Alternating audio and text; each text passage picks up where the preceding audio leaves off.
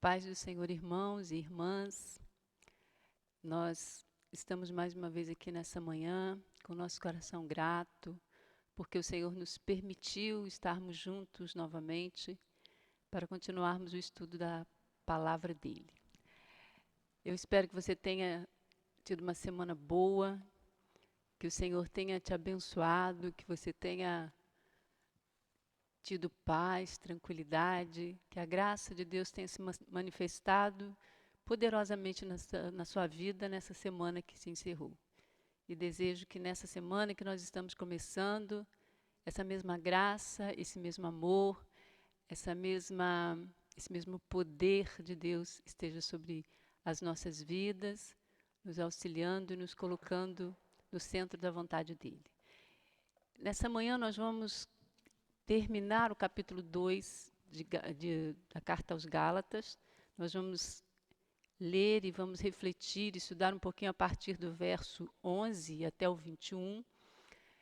E eu gostaria que você já pegasse a sua Bíblia, já abrisse a sua Bíblia, porque nós vamos ler trechos pequenos e vamos trabalhando esses textos de maneira picadinha, né? Vamos verso por verso, 2 versos, grupos de versos. Então, eu gostaria que você pegasse a sua Bíblia, abrisse e a deixasse aí pronta para a gente começar o estudo.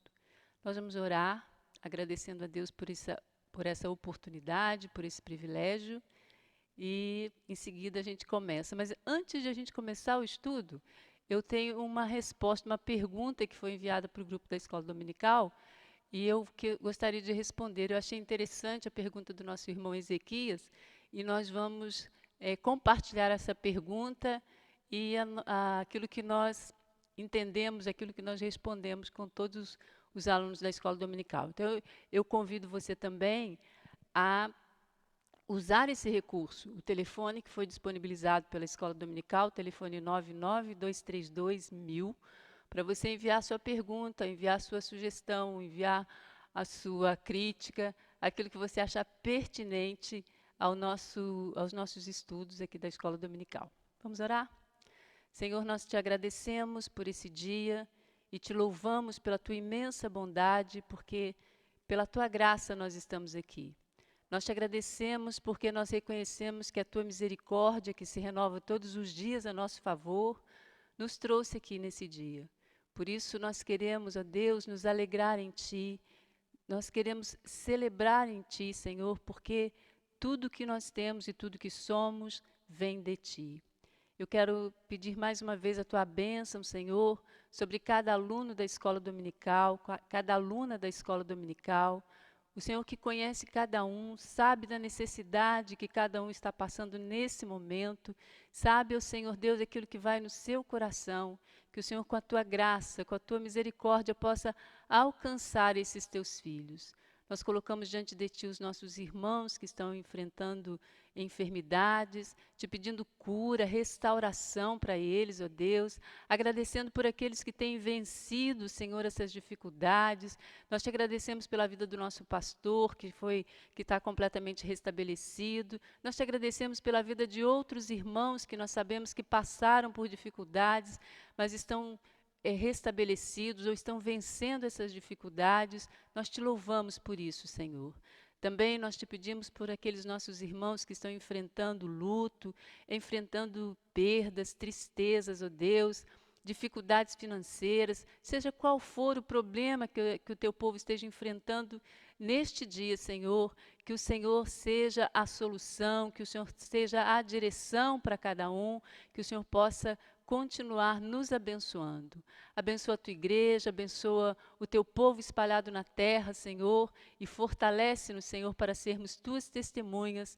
Nós oramos em nome de Jesus. Amém. Como eu falei para vocês, o irmão Ezequias, o nosso irmão Ezequias, que nos acompanha na escola dominical, ele nos mandou uma pergunta assim. Paulo fala, no capítulo 2, verso 3, sobre uma visão, fala de uma visão. Esta visão que Paulo teve, no dia de hoje pode ocorrer ou só aconteceu com Paulo? Lá no verso 3 do capítulo 2, ou melhor, deixe-me ver aqui, não é o 3 não, verso 2. Subi por causa de uma revelação e expus a eles o evangelho que prego entre os gentios. Verso 2. O apóstolo Paulo diz então que foi a Jerusalém porque ele teve uma revelação. A pergunta do nosso irmão é se isso que aconteceu com Paulo pode acontecer conosco, né? Se nós também podemos ter revelações como o apóstolo Paulo teve nessa situação. Nós cremos que sim, que Deus pode falar conosco de maneiras diferentes, porque Ele é soberano, porque Ele é poderoso, porque Ele pode ter uma maneira específica para falar com cada um dos seus filhos. Então, nós não cremos que nunca mais aconteça revelações, só aconteceram com o apóstolo Paulo. Porém, nós precisamos observar que nós temos a palavra escrita, né? Nós temos já a Bíblia toda completa, a revelação de Deus através da palavra dele. E essa é a maneira mais comum, mais rotineira de Deus falar conosco. Deus fala conosco através da sua palavra. Porém, não significa que ele não possa usar uma revelação. A questão que nós precisamos observar é que toda revelação deve estar de acordo com os princípios dessa palavra, porque a maneira de Deus nos orientar nossa vida nesse tempo, é pelos princípios expostos na sua palavra. Então, se nós recebemos alguma revelação, essa revelação tem de estar de acordo com a palavra de Deus, tem que estar sincronizada, de acordo com os princípios, com aquilo que Deus nos ensina como regra de fé e prática através da palavra dele. Mas Deus pode sim falar de uma maneira diferente. Deus pode dar uma revelação a um dos seus filhos quando ele assim achar necessário ou desejar. Porque ele é Deus, porque ele é soberano, né? Então, eu espero que eu tenha conseguido responder a pergunta do nosso irmão Ezequias. E se talvez você tivesse essa dúvida também, você tenha se contentado com ela. Se você tiver qualquer outra dúvida, qualquer outra pergunta, o telefone da gente é esse aí, 99-232-1000, para você falar com a gente, ok? Então, vamos lá para o nosso texto de hoje, capítulo 2, a partir do verso 11. Né? Nós vamos trabalhar até o verso 21. A gente observa aí que Paulo está escrevendo uma carta, a gente não pode esquecer disso. Essa é uma carta destinada aos irmãos que estão na região da Galácia, que estão sofrendo com um problema, a igreja está sofrendo com um problema, que é a questão dos judaizantes. Aquele grupo de irmãos convertidos ao cristianismo, mas que desejavam que os irmãos que eram gentios, que não faziam parte do povo de Deus, além de crer em Jesus e na sua obra redentora, também se circuncidasse, cumprisse esses rituais da lei mosaica, da lei de Moisés. E Paulo está aqui defendendo o evangelho e defendendo a sua pregação, defendendo o seu apostolado, dizendo que não há necessidade de se acrescer nada ao evangelho de Jesus. A gente viu isso lá no capítulo 1, e nós vimos que no capítulo 2, Paulo começa contando, é como se ele está contando para a igreja da Galácia o que aconteceu quando ele foi a Jerusalém. Então, até o verso 10, nós vimos que ele foi a Jerusalém, que ele conversou com os apóstolos, com a cúpula, né, da igreja naquele momento, e eles estavam unidos com Paulo, compreenderam que Paulo tinha realmente um evangelho para aqueles que não eram judeus, os chamados da incircuncisão, e deram as mãos, deram a destra da comunhão ao apóstolo Paulo. No versículo 11, a gente começa a entender, Paulo muda um pouco de assunto, e ele vai contar um outro episódio envolvendo agora o apóstolo Pedro, no momento em que eles tiveram uma discordância, no momento em que que ele e Paulo não tiveram acordo. Eles tiveram acordo lá em Jerusalém, mas nesse momento, nesse episódio aqui, que o apóstolo Paulo está contando, vai contar a partir do verso 11, houve uma discordância entre ele. E esse é um texto bastante é peculiar e deixa a gente, às vezes, meio perplexo, né? Como é que a gente fica pensando, como é que dois líderes da igreja, dois homens de Deus, cheios do Espírito, entram numa situação de conflito a ponto de terem um enfrentamento público, né? Um enfrentamento cara a cara. O que foi que aconteceu? Como é que isso aconteceu? Como que isso foi resolvido? Quem eram esses dois homens? Nós estamos falando de Paulo e de Pedro, né? Os dois eram judeus convertidos ao cristianismo e eles sabiam que o que era ser perdoado por meio de Cristo. Eles haviam recebido o Espírito Santo. Eles eram respeitados na igreja pela sua liderança e eram poderosamente usados por Deus. Então, nós estamos falando de pessoas que têm assim um peso enorme na vida da igreja, que a gente encontra no livro de Atos, que é o relato do início da igreja, do estabelecimento da igreja.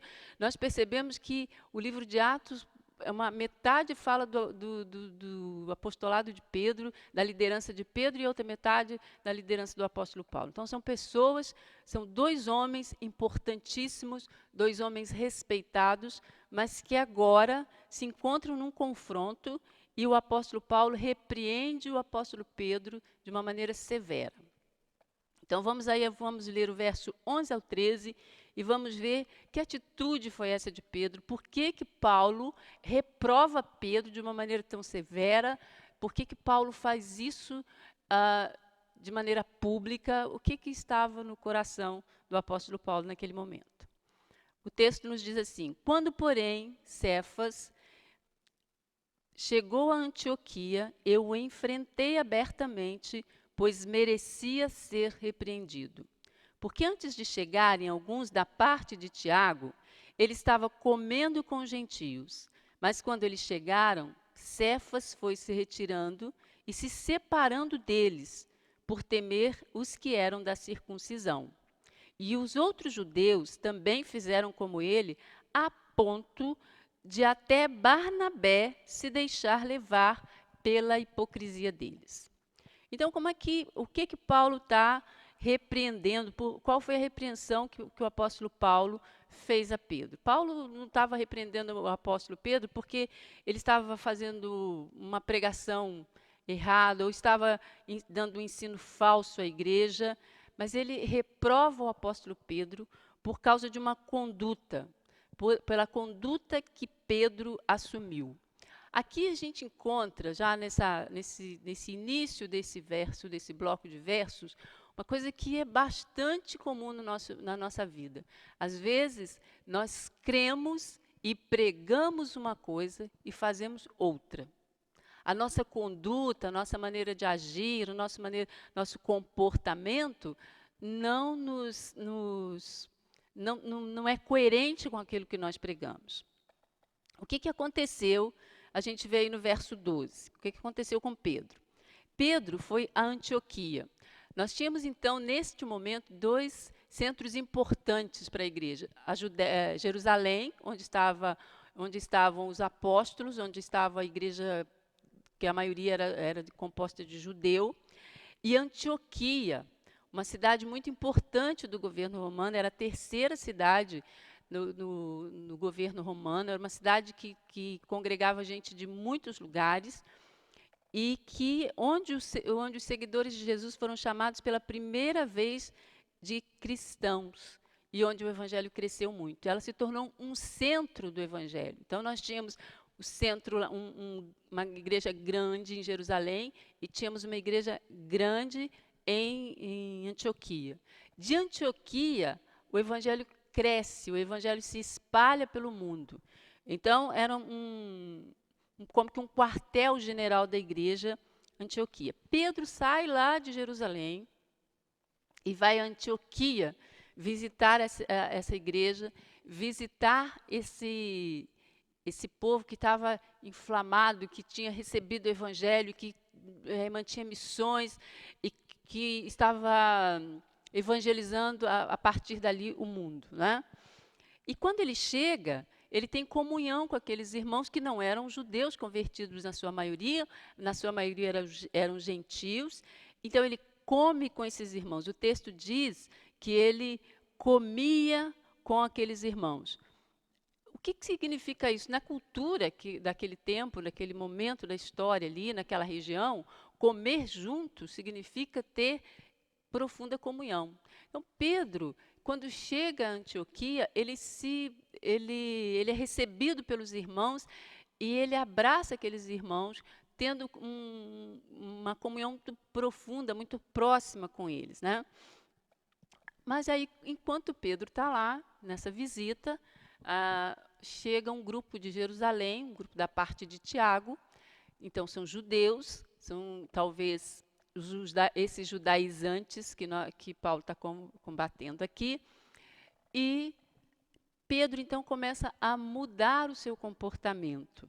O texto diz que quando chegou esse grupo da parte de Tiago, Cefas, né, Pedro, foi se retirando e separando deles por temer os da circuncisão. Então, Pedro começa um processo de rompimento dessa comunhão. Ele vai se separando, não foi uma coisa, o texto dá a ideia de que não foi uma coisa assim abrupta, né?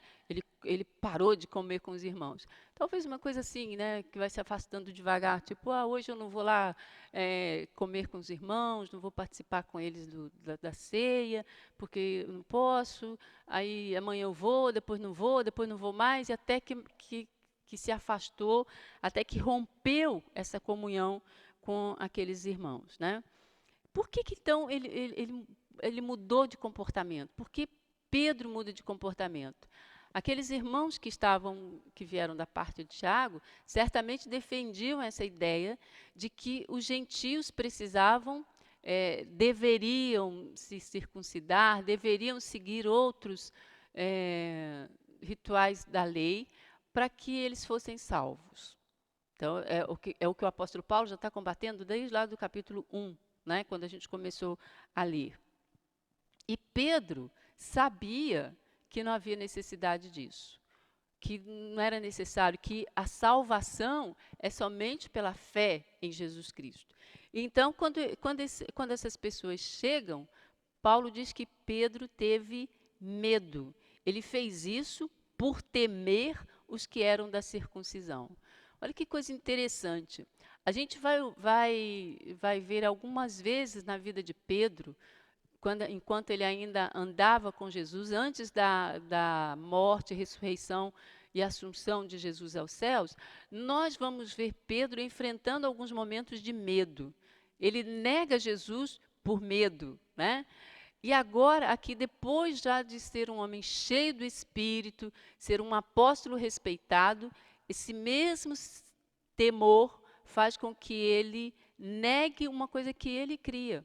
Porque ele cria no evangelho nesse evangelho que não precisa de complementos para salvar ninguém, né? Então, quando o apóstolo Paulo vê essa atitude de Pedro, isso, na visão do apóstolo Paulo, se torna uma coisa reprovável. Pedro não tinha esse conhecimento de que a salvação ela depende da fé em Cristo Jesus, que os gentios foram alcançados pela salvação por essa obra de Jesus Cristo. Ele não conhecia isso só de ouvir falar, ele tinha uma experiência. Nós podemos nos lembrar lá em Atos que ele foi chamado por Deus para levar o evangelho a Cornélio. Ele teve uma experiência onde ele viu descer um lençol cheio de comidas que seriam impuras para os judeus, e Deus disse para ele: não chame de impuro aquilo que eu não chamo de impuro, né? E aí, logo em seguida, ele recebe a orientação de ir até a casa de Cornélio, prega para Cornélio, apresenta Jesus para Cornélio, a família de Cornélio é salva, ele leva essa família a Cristo, mas agora, nesse momento que o apóstolo Paulo fala, é como se ele tivesse se esquecido disso tudo e ele agisse em conformidade com o pensamento daqueles irmãos que queriam acrescentar alguma coisa mais ao evangelho. O apóstolo Paulo, então, vê nessa atitude de Pedro uma atitude repreensível. Qual era o perigo desse comportamento de Pedro? Qual era o problema que o apóstolo Paulo via nesse comportamento de Pedro? Primeiro, é que ele era um líder influente. Então, ele podia influenciar os crentes e levá-los a crer num evangelho pervertido, que precisava do acréscimo para ser eficaz, precisava de acréscimo para ser eficaz. E o segundo perigo é influenciar os crentes e levá-los à quebra da unidade, né? Então, quando o apóstolo Paulo percebe isso, ele pensa, Pedro precisa ser chamado a atenção, Pedro precisa voltar à razão. No verso 13, a gente vê que teve uma consequência imediata essa atitude do apóstolo Paulo. Do apóstolo Pedro, essa maneira como ele agiu. Porque olha só o que diz aí o verso 13.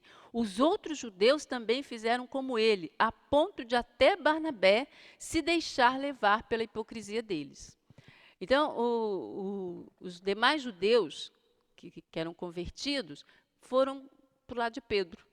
Começaram a fazer como Pedro, romperam a comunhão com aqueles irmãos que não eram judeus, começaram a se afastar deles. E Barnabé, e aí a gente vê que o apóstolo Paulo frisa Barnabé, talvez pelo fato de que Barnabé era o companheiro do apóstolo Paulo. Barnabé era companheiro de missões, ele tinha levado o evangelho a muitos irmãos gentios, ele tinha visto o que Deus tinha feito na vida daqueles irmãos. Ele era testemunha do que o evangelho fazia na vida das pessoas. E Barnabé, influenciado por essa atitude do apóstolo Pedro, também começa a se afastar. Parece que isso deixa o apóstolo Paulo um pouco decepcionado, né? E ele chama essa atitude de Pedro de dissimulação e hipocrisia.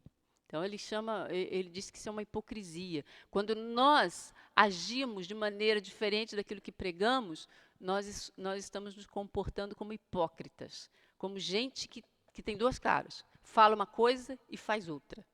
Nesse momento, o apóstolo Pedro estava agindo dessa maneira. O verso 14 diz para a gente assim, mas quando vi que não agiam, quer dizer, Pedro e aqueles outros irmãos e Barnabé, não agiam corretamente, conforme a verdade do Evangelho, disse a Cefas na frente de todos, se tu, sendo judeu, vives como gentios e não como judeus, por que obrigas os gentios a viver como judeus? Qual era a questão que o apóstolo Paulo está colocando aqui para o apóstolo Pedro? Se você que é judeu, se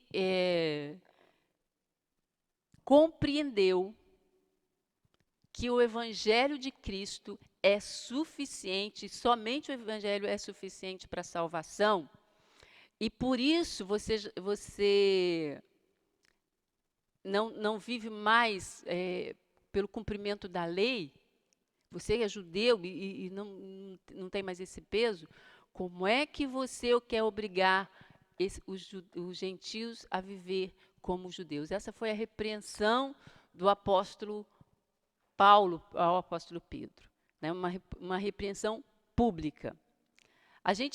Aqui a gente tem uma verdade que a gente precisa pensar. Todos nós precisamos considerar que nós influenciamos pessoas, todos nós. Ou influenciamos aqueles que são próximos de nós na nossa família, no nosso grupo de trabalho, na nossa faculdade, na igreja, todos nós exercemos um nível de influência. E por causa dessa influência que nós temos sobre as pessoas, a nossa prática de vida deve estar de acordo com o evangelho que nós pregamos. O que o apóstolo Paulo está repreendendo em Pedro é isso. O que você está fazendo não condiz com aquele evangelho que você prega e que você diz que é verdadeiro. Então, nós também precisamos tomar cuidado com a nossa prática, com aquilo que nós fazemos, se está de acordo com aquilo que nós pregamos. Tem 3 pontos que nós queremos considerar nesse relato do apóstolo Paulo dos versos 11 ao 14. A primeira coisa é que doutrina e prática devem caminhar de mãos dadas. Então, o que eu ensino, o que eu creio como verdade, o que eu creio, o que eu aprendi na palavra, deve se refletir na minha prática de vida. Se eu creio na palavra de Deus e a palavra de Deus diz que eu não devo mentir e eu minto, tem alguma coisa errada com aquilo que eu digo. Se eu ensino isso e não faço, tem alguma coisa errada com a minha prática e precisa ser corrigida. A segunda coisa que a gente precisa observar é que a comunhão não exclui a repreensão quando isso é necessário. Nós vemos nesse texto dois expoentes da igreja, um repreendendo o outro. E a gente vai, se você continuar lendo os textos de Pedro, os textos do apóstolo Paulo, o livro de Atos, nós não vemos que Pedro ficou aborrecido com Paulo, parou de falar com ele, nunca mais quis conversar com ele, porque ele recebeu aquela repreensão. Pedro era um líder, e um líder maduro.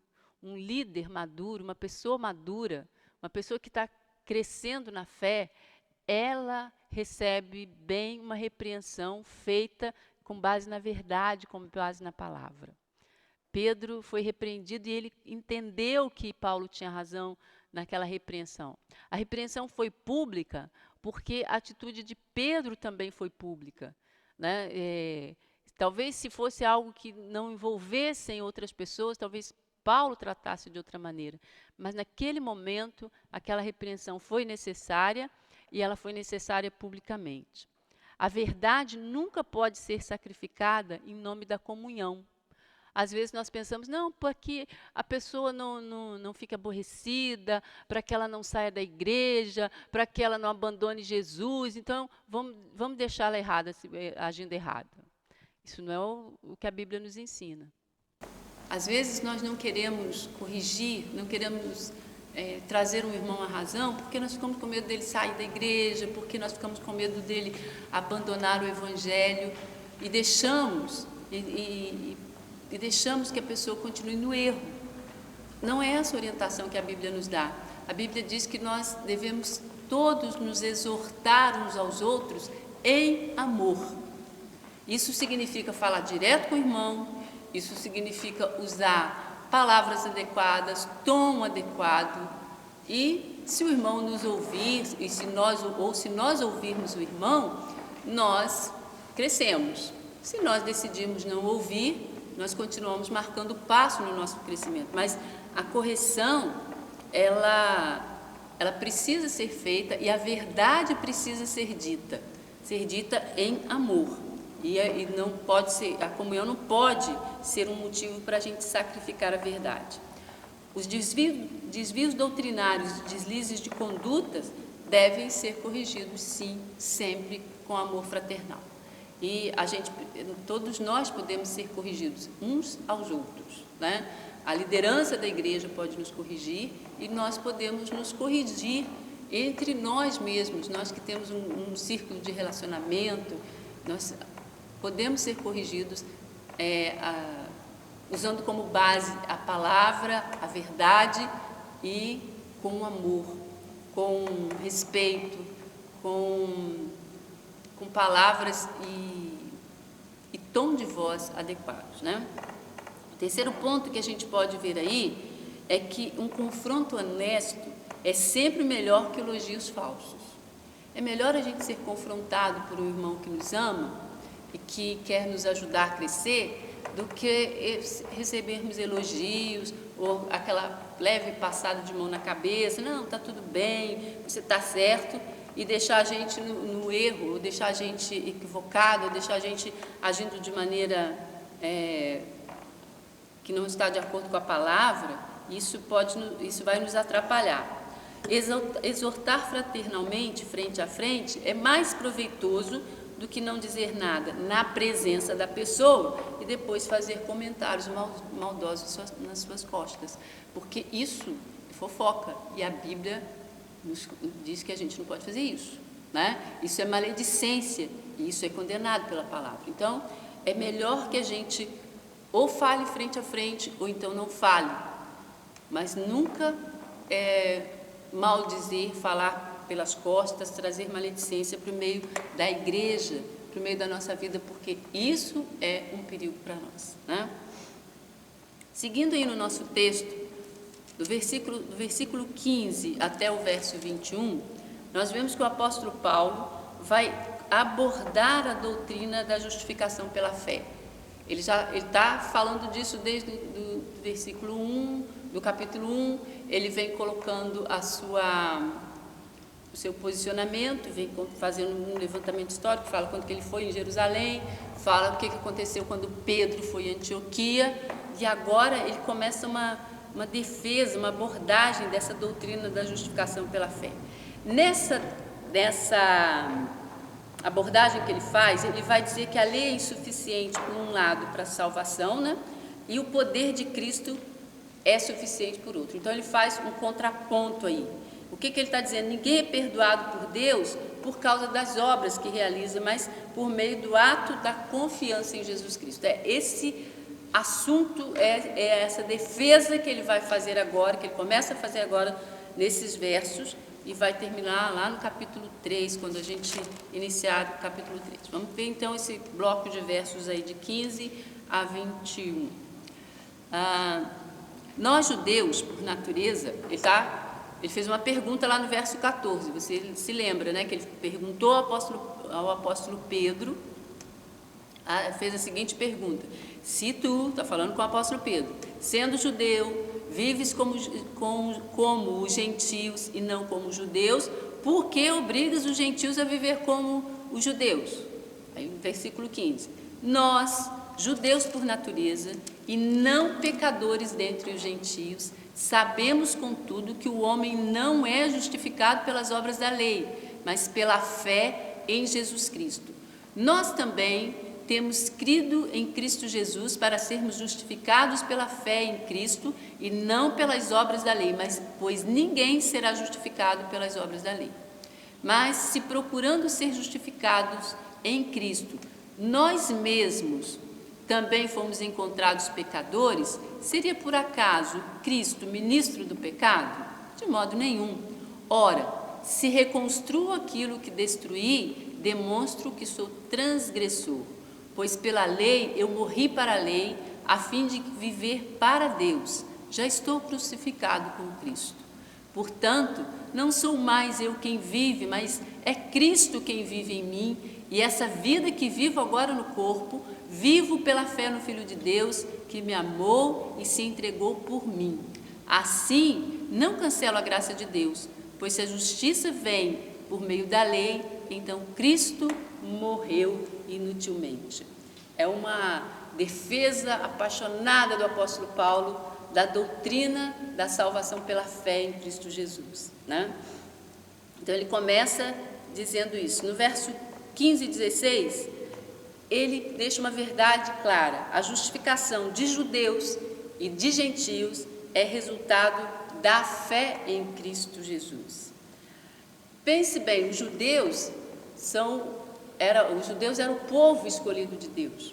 Desde lá do Antigo Testamento, eles são aqueles a quem foram destinadas promessas, deles veio o Messias. Então, eles sempre receberam, entre aspas, privilégios de Deus, né?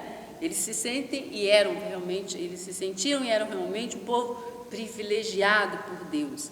Mas quando Cristo se manifesta, quando Jesus Cristo se manifesta, eles, e aqui o apóstolo Paulo está falando, eu, Pedro, Barnabé, esse grupo de irmãos que se converteram, nós entendemos, esses judeus entenderam e reconheceram que era impossível alcançar a justiça pelas obras da lei.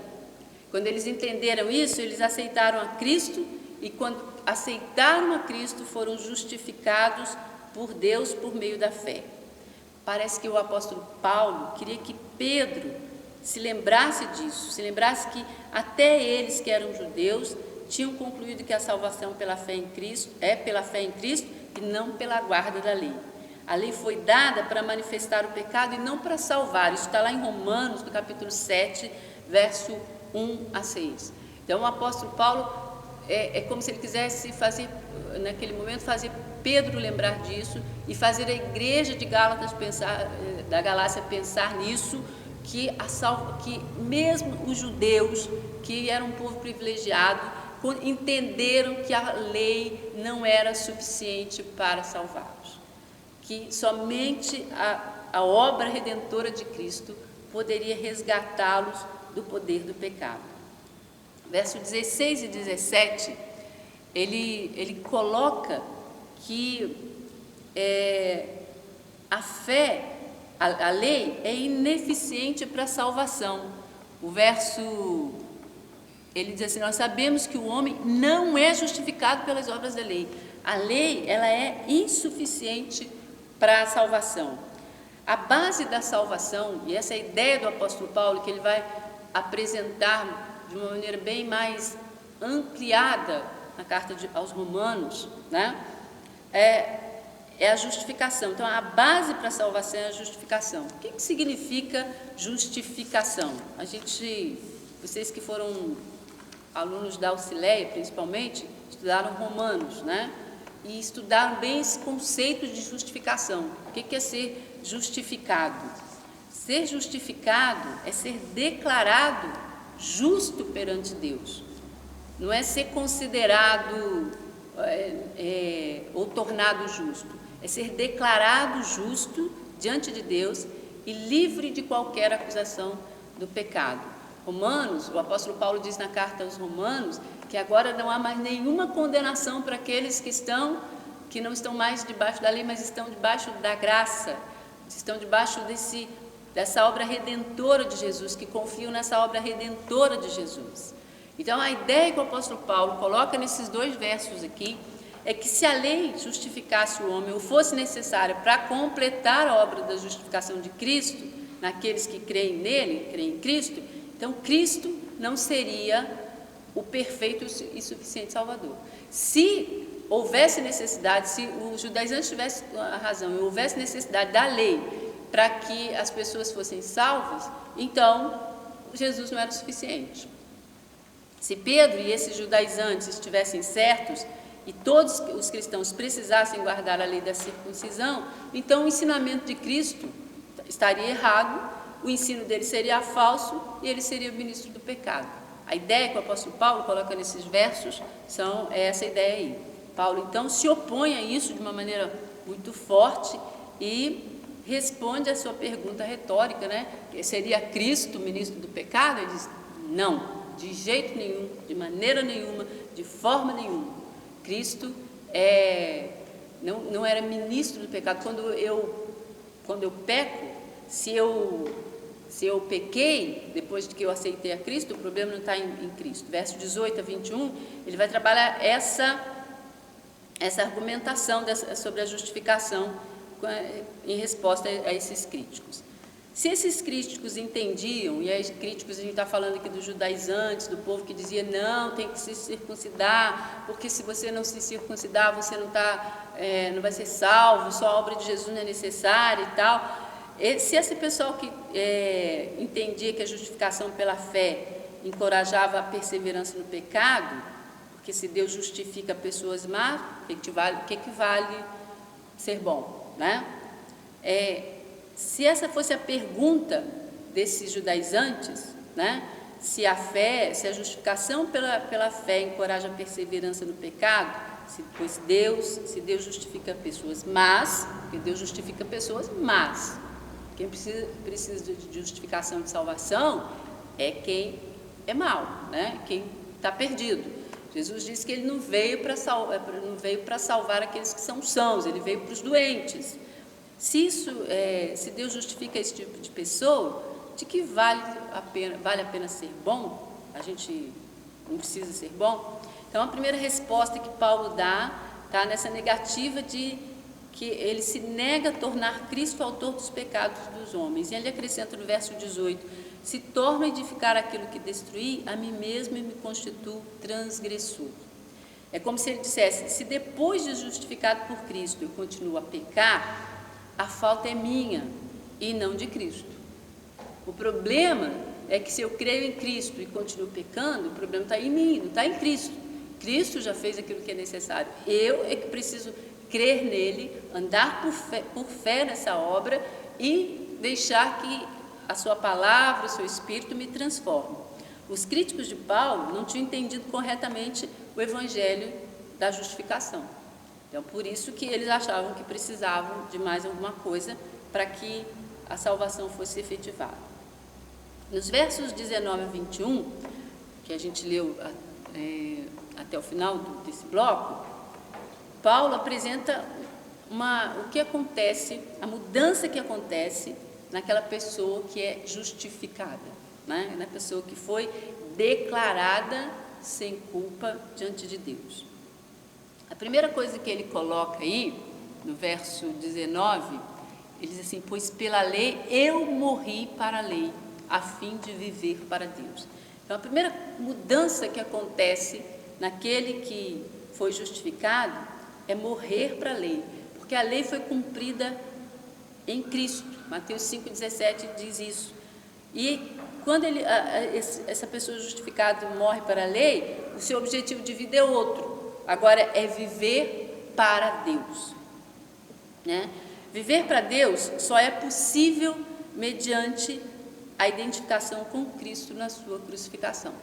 A gente só se torna vivo para Deus quando a gente se identifica com Cristo, quando a gente morre com Cristo. A ideia do apóstolo Paulo é que quando eu creio em Jesus Cristo, quando eu recebo essa justificação dos meus pecados, eu morro com Cristo e a lei não pode mais me acusar, porque a lei só pode acusar quem está vivo, e se eu morrer, agora eu não posso mais ser acusado, né? Como consequência dessa minha morte com Cristo, eu me torno então unido a Cristo, eu me uno a Cristo, e por causa dessa união, eu já não tenho mais liberdade para pecar. Quem foi justificado não se sente mais livre para pecar, porque agora, quem vive na gente, quem vive naquele que foi justificado, quem vive na vida do apóstolo Paulo, ele coloca aqui, é Cristo. Cristo vive em mim, Cristo vive em cada um de nós, Cristo vive naquele que foi justificado.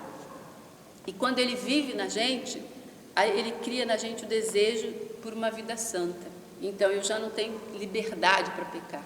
O pecado me incomoda, a transgressão me incomoda. Então o apóstolo Paulo começa a desenvolver essa ideia nessa carta para falar com os Gálatas de como que alguém que foi justificado, no que se transforma alguém que foi justificado por Deus, justificado por Cristo, né? A outra coisa que ele coloca aí no verso 20 é que essa pessoa é transformada em uma pessoa diferente, e é transformada nessa pessoa diferente em resposta ao amor e à entrega de Jesus Cristo por nós. O verso 20 diz assim: portanto, não sou mais eu quem vive, mas é Cristo que vive em mim, e essa vida que agora vivo no corpo, vivo pela fé no Filho de Deus, que me amou e se entregou por mim. Então, nós nos tornamos outras pessoas por causa desse amor e dessa entrega de Cristo por nós.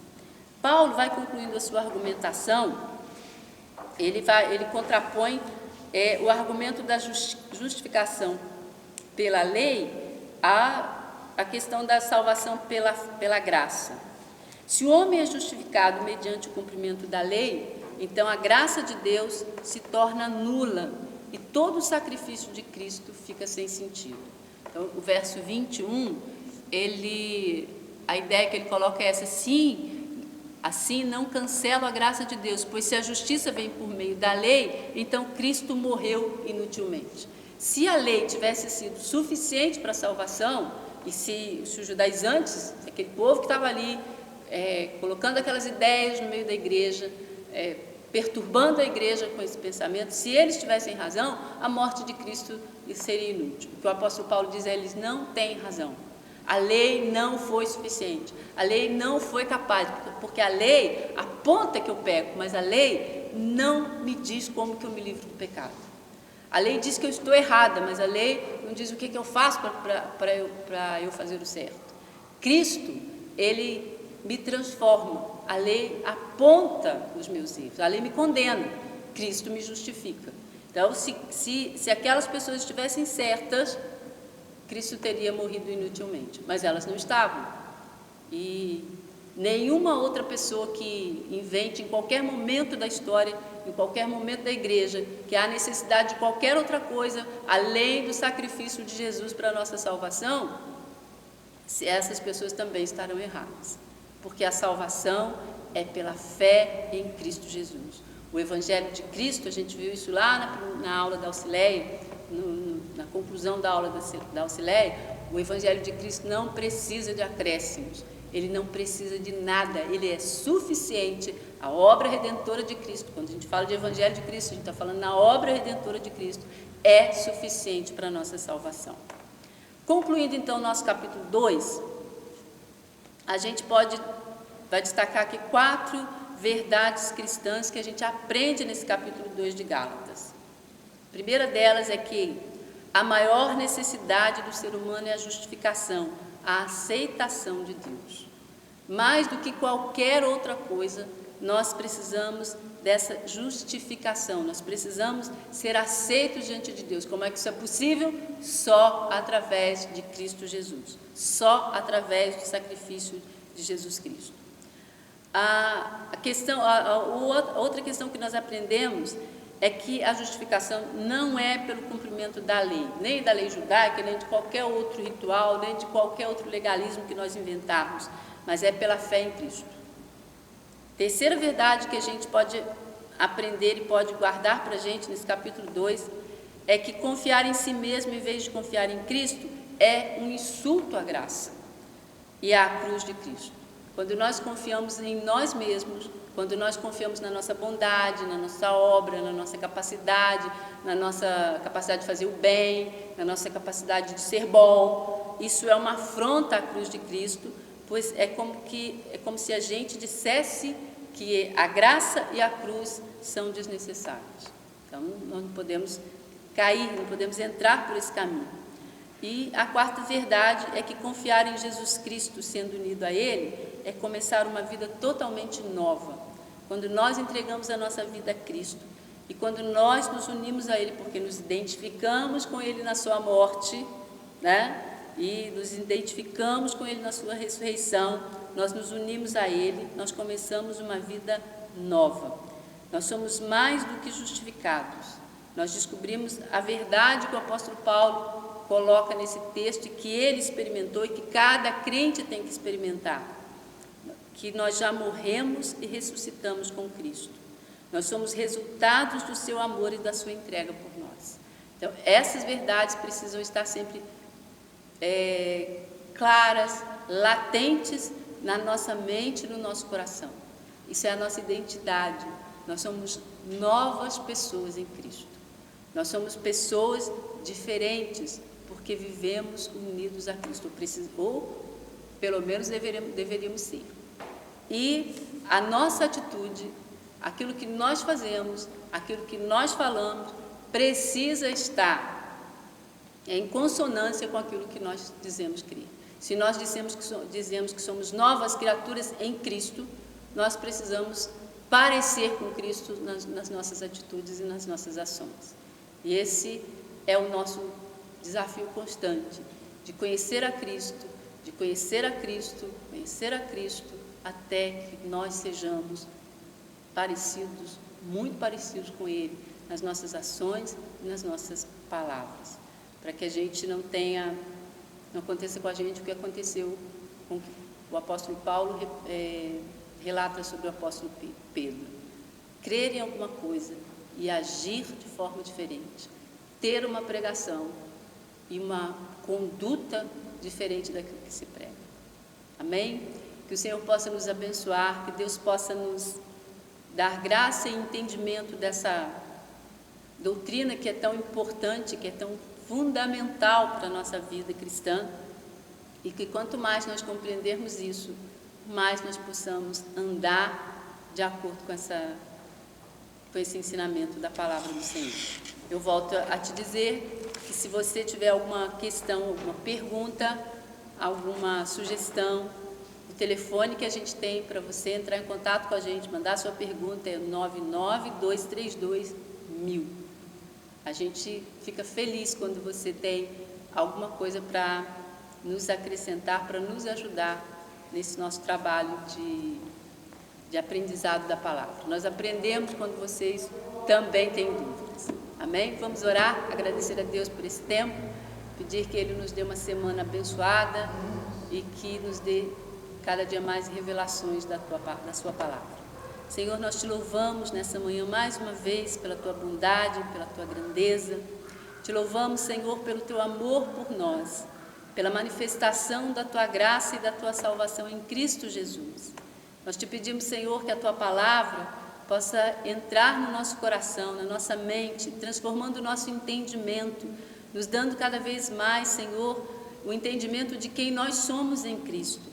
E que a partir desse nosso conhecimento, dessa unidade com o nosso Senhor e Salvador Jesus Cristo, nós possamos ter ações, atitudes, palavras que possam manifestar a presença de Jesus. Ajuda-nos, Senhor Deus, a sermos sempre um contigo, uns com os outros, como diz a tua palavra. Abençoa a tua igreja nesse domingo, Senhor. Abençoa o teu povo nas suas diversas reuniões nesse dia. E onde o teu povo se reunir, Senhor, que haja manifestação do teu poder, da tua graça, da tua salvação e a transformação pelo teu evangelho. Nós oramos com o nosso coração gratos, em nome de Jesus. Amém.